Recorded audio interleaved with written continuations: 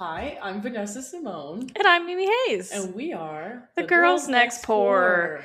I have to address we're sitting in different spots. I know, switched. Normally I'm over there I and know, you're over here. I know you looked. I knew it when you came in. I was like, you saw, and I sat here, and I was like, we're gonna switch it up a little. But Throw I it could off. see in your face, you're like, that's usually my side. Oh no.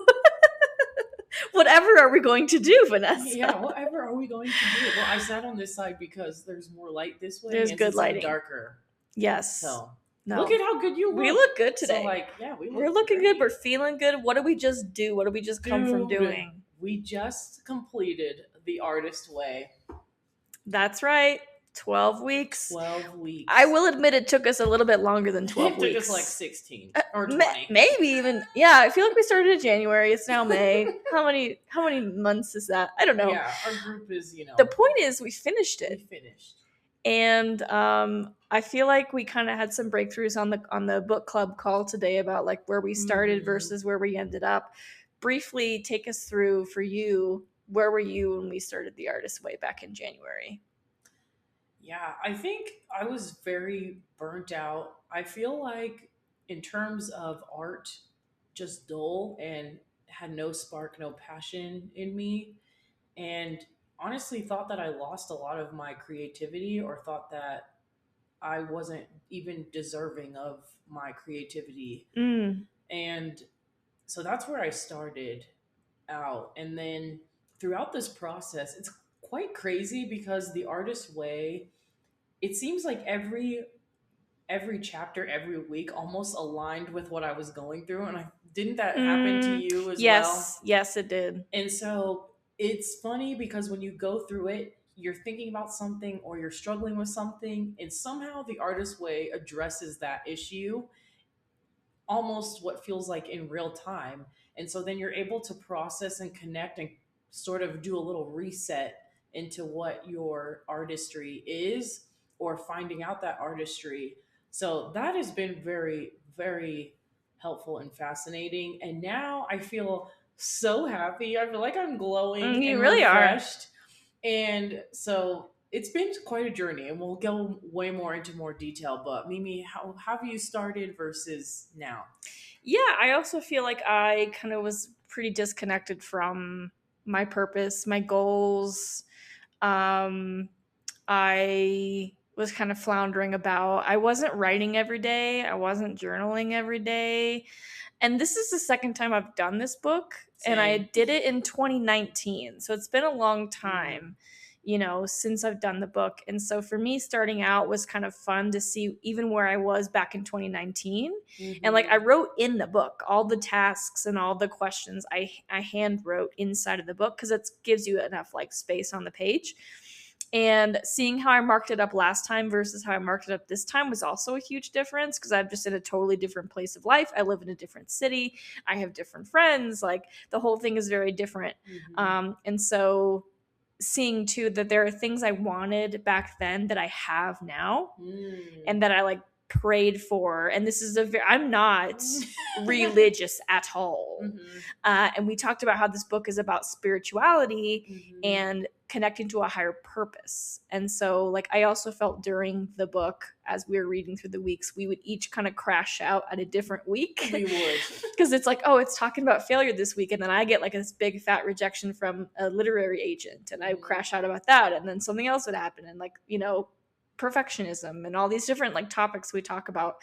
So I do feel like I'm in a better headspace. I'm glad to be done with the book. I feel like I'm just like ready to take these into my life, like take the practices into my life, do the artist states more intentionally, continue on my daily pages. I've expanded. I used to do one page when I first did the book. I was only doing one page. And I really see the benefit now of doing 2 to 3 pages. Because once you hit page 2, you have like, what else do I talk about? What else am I feeling? And then you kind of unearth some like deep, icky stuff and it gets it on the page and you're like, okay, whew, like, okay, I got that out. It's a nice brain detox because so many thoughts are running through our minds. And so to release them onto the pages, and I'm going to be honest, I don't do all my morning pages, but I've gotten a lot better. but to release all of these ideas, these thoughts, the ramblings going on in your head, and let them out onto the paper, it really clears up your head for space for ideas to come to you that are about creativity or honestly anything that you might be going through in life. And so highly recommend to start writing every day because it really can be a detox for all the things going on in your head. Yeah, it's good for you. It's good for your brain, good for your Mm-hmm. memory. Yeah. Yep. Like, yes, I love a good laptop and I love writing on the laptop, but something about the handwriting itself also like Mm-hmm. really unlocks a different part of your brain. It does because you're using your hand to basically recreate the memory. Mm-hmm. So Do you want to pull a quote either from this past week or maybe just one throughout the book that you yeah, liked?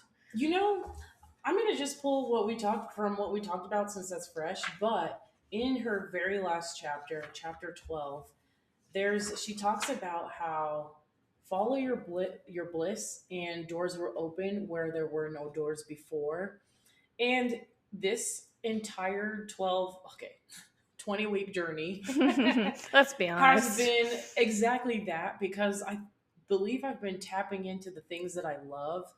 For instance, one of my artist dates, I just booked a photo shoot for myself because I am a photographer and I love it. And it got me back into the modeling aspect of art, but also into the editing and the shooting aspect of art. I've also taken up YouTube since then. And I also, this past week, I actually did an event and I did the flowers for an event and I loved every moment of it. I think it took me 16 hours to do these flowers, but I was filled with joy. Like I still think that it's funny because I'm realizing you can do things that you love and people want you for the things that you love doing. Mm, And that has been pivotal for me truly this week and through this artist way because I genuinely thought at the beginning of this I was really giving myself away to things that I don't really care about for sake of being the good girl, for mm. sake of doing what I'm supposed to do, being the responsible adult, but I'm not, okay? And when I tap into the things that I love doing, just amazing things start to happen to me. And so I think I just have to go forward, like you said, and literally follow that bliss and doors start opening. Because now that I've done flowers, all these people were like, I want a flower. I want one. And I was so shocked. Like when I first saw the story, I was like, "What's she up to today?" Like, because you're always doing something new, Yeah. right? You're always doing something new, and so I was like, "What is she doing today?" And you're Mm-hmm. like, "I spent 16 hours playing with flowers and touching Mm-hmm. flowers, and I could see how lit up and happy you were." And I was like, "So this is what you have to do now." Like, Mm-hmm. whether you like it or not, which Yeah. you obviously do like it, Mm-hmm. but now this is going to be something that you are going to do Mm-hmm. whether or not you make money at it Mm-hmm. because it's going to make you happy. And it clicked for me. Like your other parts of your business, the blooming affair. Mm-hmm. Why is it called the blooming affair? Well, you love flowers. Yeah. Why do you wear so much color? Well, you love flowers. You're literally wearing I'm flowers right literally now. wearing flowers Like, right now. you are a flower and you are Yeah. really starting to bloom, and I can totally see that for you. And sometimes it does come in really unexpected ways. Mm-hmm. And you took charge of that. You could have like decided not to do that. Like, I feel like Mm-hmm. you could have just oh well, I don't know what I'm doing, so I'm not going to do it. But Right. you just got yourself the flowers and you play with them, and you did it for 16 hours, and I'm sure it felt like you could do it for 16 more. Yeah. you know Which is shocking because I don't do anything for that long. Like, I even left in the midst of it to go get my lashes done. And usually when I get my lashes done, I'm taking a nap. This time I'm like, okay, for this bouquet, I want to do this, this, and this, which is Mm. crazy. I didn't even know. So I definitely sparked a new form of creativity and artistry within me that I didn't know I had, even though I did know I have, because like you said, it's in my house. So there's flowers there and everywhere, but I didn't realize that I could actually do this outside of my home Yeah. for the enjoyment for everybody to enjoy. Mm-hmm. So that has been really, honestly, my heart is so happy right I now talking know. about it. You're like, what other bouquet can I I make? know, right? Yeah. That's so fun. Yeah, I did something fun this week that I've never done, that I think the opportunity came up for a reason, because we were reading this book, and people know that I'm creative because I put myself out there. But a friend asked me, hey, my husband I'm looking for people to paint because he's a painter. And would you pose for a painting, like in the olden days when a king would stand there and be regal, and then they would paint you. And so I went and did that last night, and I was like, let's just have some fun. And I put on a new outfit because I was like, I bought these new clothes for this new photo shoot. I'm going to try to wear them around so I can start to feel who I am in these clothes. And we had to do it in 10-minute chunks because it's very hard to stay still for 10 minutes. And I had my head turned, and so my neck was kind of hurting. But I was like, oh, this is something new I've never done before, that I would have never considered, that I would have never thought to put on my calendar, or that I wouldn't have sought out myself. But the opportunity came to me. So that was really fun, and it felt creative, even though I wasn't the one doing the work. I was just standing there. Well, you were doing modeling. I was modeling. What it's like to be a model in a way. I was like, oh, it's very hard to pose or posed. What is this pose saying? What it's communicating? And I do feel like there were some moments of, like, the book calls it synchronicity, right? So like times when things were supposed to happen that way, or you think of something and the next day you see it in real life, and then you can't stop seeing it, right?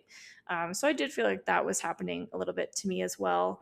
I feel like I'm learning and growing as a business owner, and some of this book too, like, speaks to being serious about your play, and like, because we take work so seriously, right? Like, that's what we're trained to do.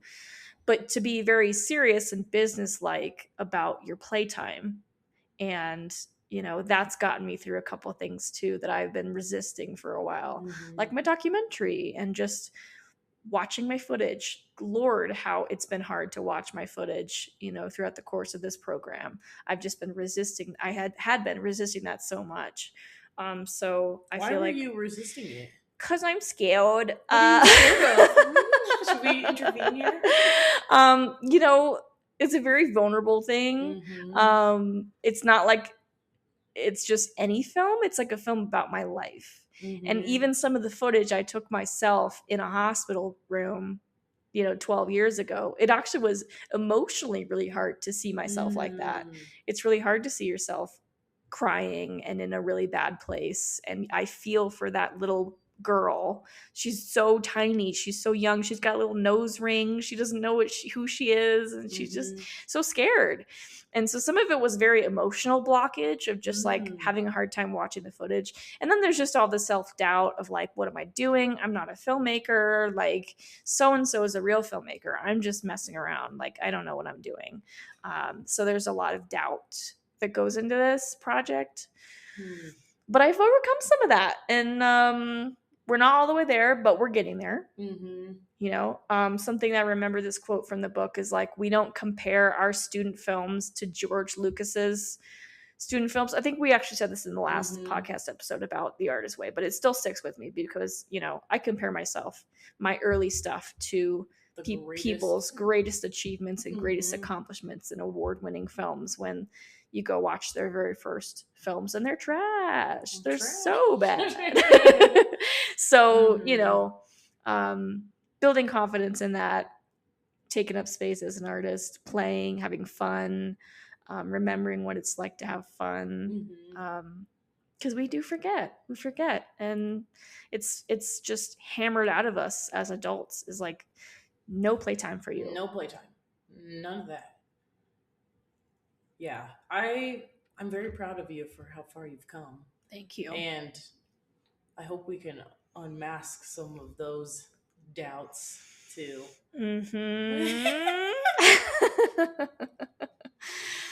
Maybe we don't have to today, but... Oh, girl, I had a therapy session today. I came in spicy as hell. I was like, everything's going wrong. So I'm part of that is because I'm on my period. Same. And so, we synced up. Today, I was like, everything sucks. I'm going to throw I'm gonna just burn this place down.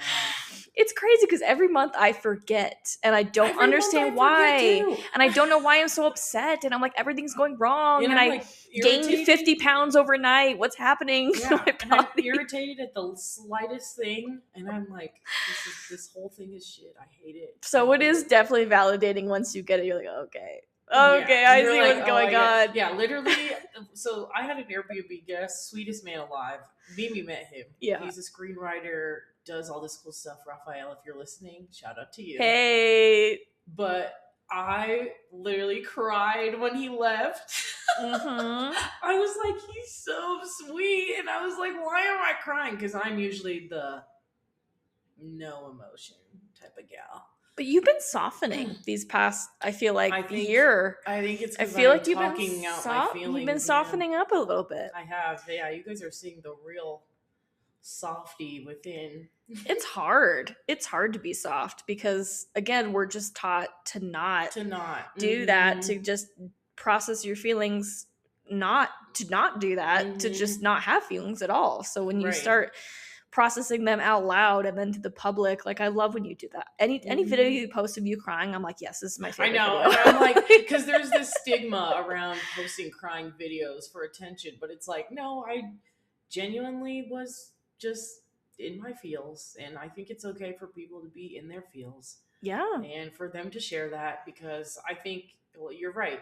I mean, I will say I have never regretted crying because it's always a release. Mm-hmm. So you always, when you're not crying or expressing your emotions, it's building up inside, and it's actually very unhealthy for you. Right. So, well, you crying is you regulating releasing. the emotion. So if you don't, it's actually not healthy for you. So you have to do something with it. Yeah. And, and we have there were 4 of us in this group, and we each have cried tremendously throughout this 20-week period. Because, I mean, you go through so many emotions to get to what your soul is begging you to find out about yourself. And so when you realize, when you said we have to prioritize play, you have to prioritize it and take it seriously, because it's literally life or death. I can't tell you the amount of people who have probably their soul purpose is sucked from their lives, and I honestly think it's part of the reason why some sicknesses occur, why people do not feel like they can do anything in this life, and why people have given up. It's because they've lost their soul. And this 12-week journey was a pathway of refinding your soul and what lights you on fire. And it's the beautiful thing about the artist way too is I can be very must turn everything into a business type of gal. And it got me to realize sometimes you just do it because you're just doing it for the sake of the art. And that has been so eye-opening for me, because it's almost like a romanticizing your relationship with yourself and with your inner being, of saying, I love myself enough to explore, to try to make a fool of myself for the sake of expanding the what my soul needs in this moment. And it's honestly, it's such a beautiful but long it took journey. me a lot longer the first time I did this book. It may have taken me a full year. Because I was distracted by everything else. Yes. I wasn't really following it week by week. I wasn't doing it with someone else. I was doing it solo. So it did take me a long time to get through it the first time.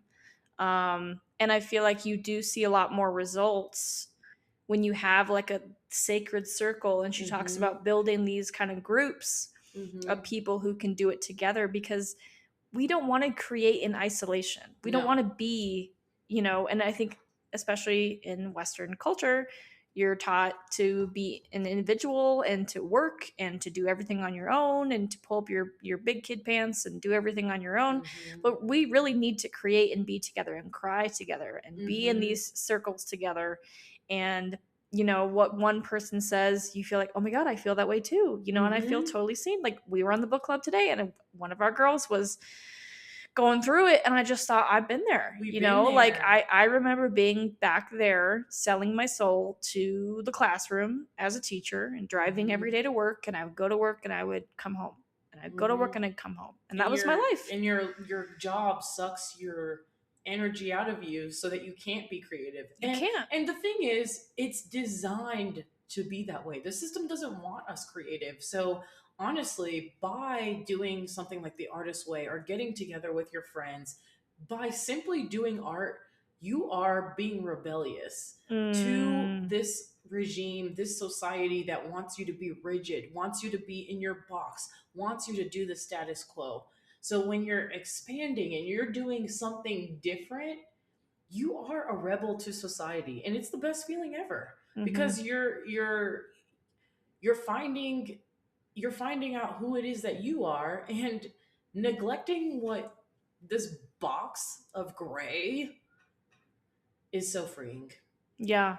Yeah. And then you can find joy. Mhm. You know, there are a lot of things I've rediscovered as well. You know, you had Mhm. your rediscovery with the flowers. I feel like I had that with Mhm. like collage. Mhm. I actually love Yes. collage. Oh my And I've been god. going, I would say this year, I had found out about this collage group and I started going to these collage clubs and just playing. You just pick out paper and you cut up stuff and you stick it on another paper. And I did that during our artist. We Mm-hmm. one of our weeks we decided we were going to talk about the book as we were making art, and so we went and bought like paint and we bought things to paint, and Mm-hmm. so my stuff didn't arrive in time because I took too long to order it. So I was like, I'm going to collage while we're doing this. So I like made a collage inside of my book, and I had been thinking about, you know, covering this space in my journal. It's actually in Mm-hmm. my journal is where I put the collage. And I just love it.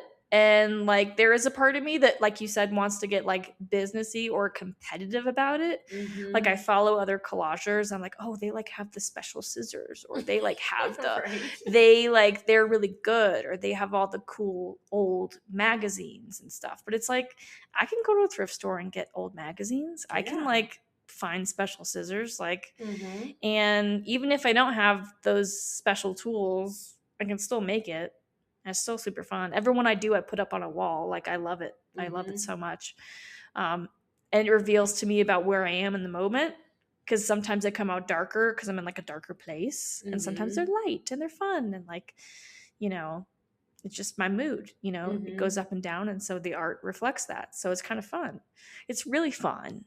It is fun. And I would challenge you to start taking yourself on artist dates and, like we said, start writing because it is such freedom on the other side of the page, on the other side of your writing, on the other side of you doing something that's for your soul. It's just so liberating. What's the quote about you're either something or losing All your right. soul? Do you know what I'm talking about? I know what you're talking She was like, about. you're Yes. either doing this or doing that. I literally just saw it.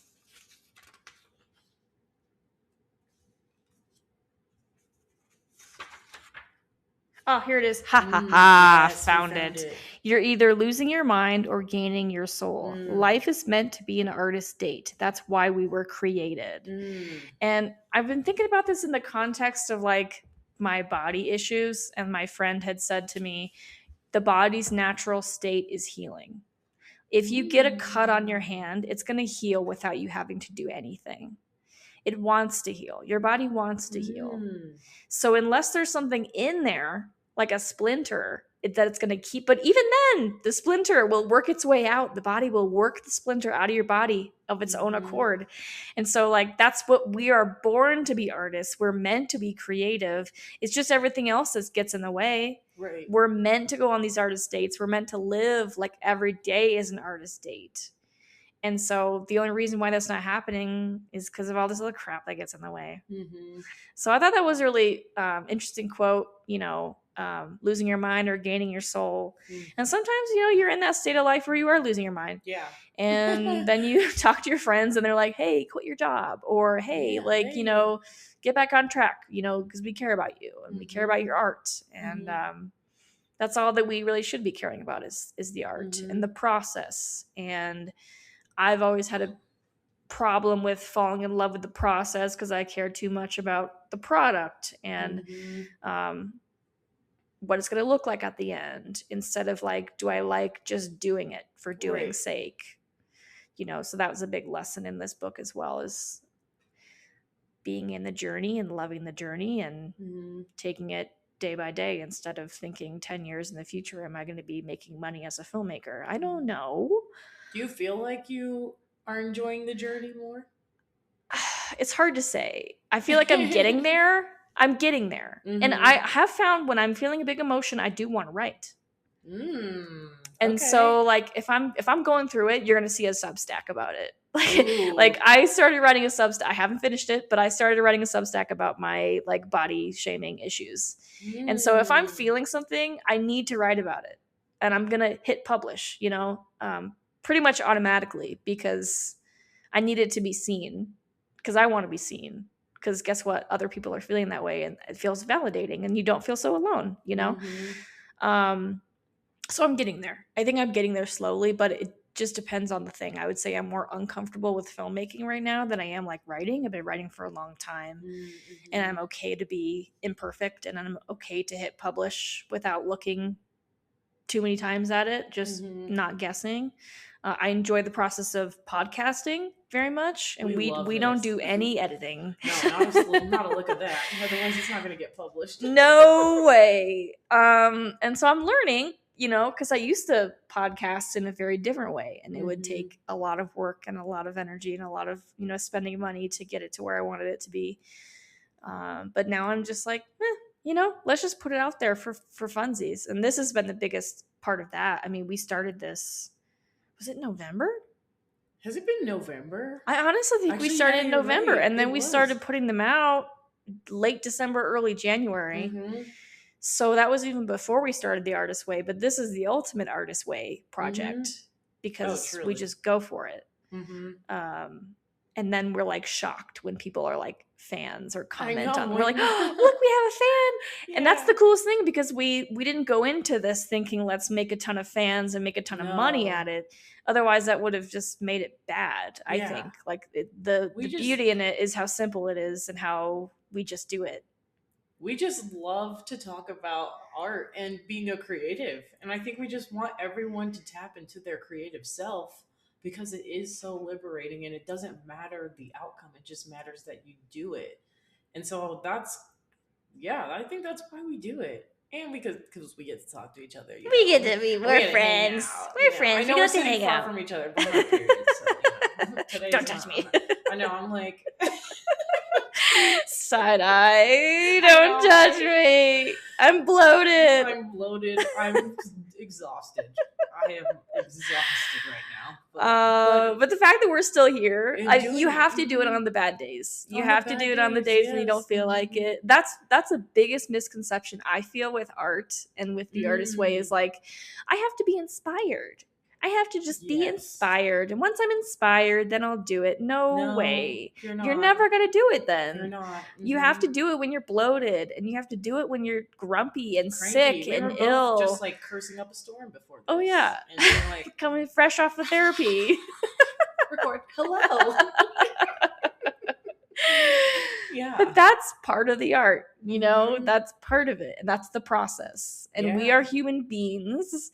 And we're not going to have perfect days. No. And so we can't expect to make perfect art on perfect days. No. You might create your best art when you are, mid-psychosis. Yeah. Like, and you really think that's might. When you do some of the best art is because you're in your true feels, the true emotion, and that emotion ends up being portrayed in the art. So I think it definitely does. Yeah, I was just thinking today, because we both have photo shoots coming up. Yes. We should do a branding episode. What's that about? Ooh, a branding episode. Yeah. I love that. As you all know, we're rebranding. But something I've been doing that's making me very happy since April 24th is Noah Kahan's newest album. And I already talked about this on the podcast, but I've been quite literally, that's all I listen to. and this podcast. I know. I'm like, I think it's you and I who are our fans. Yes, it's just us. It's just us. But I was thinking today, because I was dancing in my car, and I was like, it'd be fun to have this playing in the studio while I'm taking photos, because it puts me in a vibe. It puts me in a good place, and I can see pictures of me dancing and like having fun with my outfits. Like, just put on some music and dance. I think that's like how I want to start my photo shoot. Oh yeah, absolutely. I've been listening to Ariana Grande, just like magic. Unlike any type of affirmations songs. Oh yeah, affirmations came up a lot in the Artist Way. Oh yes. Do you have one or two that you've been mulling around for 20 weeks? No. Okay. But I will say I will say I may not be saying those affirmations every day, but I do try to look at myself and be like, girl, you're a bad bitch. You got Yes. this, motherfucker. You're a bad bitch. You are that bitch. You. And I also try to, like, I don't know, but yeah, Ariana Grande's Just Like Magic has been on repeat, because she says, what does she say? She says she writes her letters up to heaven, and then basically she snaps her fingers and it happens, and I'm like, I want that for my life. So I have been repeat over that and over again. And then there's oh my gosh, there's so many other songs that they have the messaging that are affirmations, like, and that has been really helpful, because then I'm just singing and I'm like, yes, you're hot, you're this, you're that, like whatever it is, whatever song. Um, but that's kind of been more mine. What's your affirmations been? I think this came up probably in the middle of the book, but it's I'm good at what I do. Oh yes, I remember. I'm good at what I do, and this was when I was getting ready for a couple keynotes, which I absolutely smashed the hell out of. And I even said at the end, this was a new addition. I said, because the end of my keynote, I start saying, these big messages, and I said, I need to look in the mirror every day and say, you are that bitch. And everyone started applauding. And I never said that in my keynote before, but I literally said, and once in a while, I got to stand up and look at the mirror and say to myself, you are that bitch. And everyone just went, yeah. And I never said that before. And I just felt in the moment. Mm-hmm. It felt right. And I feel like I am that bitch. Mm-hmm. And I don't feel it every day. I really don't. But every once in a while, I get the hype up, and I understand it, and I see how other people see me. And I'm still working on that. But yeah, we've come a long way in 20 weeks. And I'm proud of all of us. I'm proud of you, whoever you are, who's listening or watching. I'm proud of Liz and Laura. Shout out our gals who did it with us. Mm-hmm. And yeah, it's a great project to do. Make a group, start it out, see how it feels, start writing every day. Take yourself on a date. Mm-hmm. Take yourself out and play with flowers. Go touch some grass. Because you never know what's going to lead to. Mm-hmm. Yeah. Sure don't. Anything else, me? No, I think we're great. I think that's great. Nailed it once again. Who are we? We are the Girls Next Pour. Adios.